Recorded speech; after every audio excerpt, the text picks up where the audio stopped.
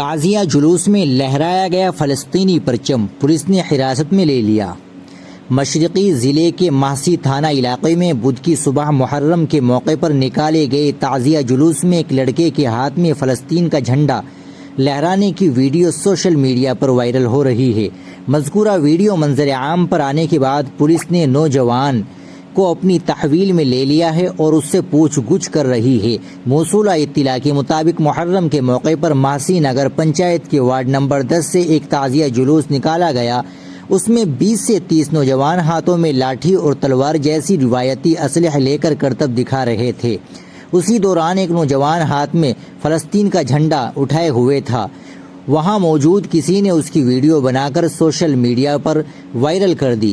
اس معاملے کے بارے میں چکیا کے D S P Satyendra Kumar Singh نے بتایا کہ تعزیہ جلوس میں ایک نوجوان فلسطین کا جھنڈا لے کر گھوم رہا تھا۔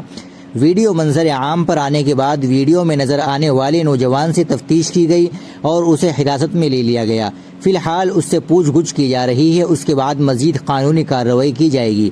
قابل ذکر ہے کہ حالیہ دنوں میں ضلع کے چکیا اور ماہسی سے متعدد نوجوانوں کو گرفتار کیا گیا ہے، اسے خفیہ رکھتے ہوئے پوچھ گچھ کی جا رہی ہے۔ ناظرین، ویڈیو کو زیادہ سے زیادہ شیئر کریں۔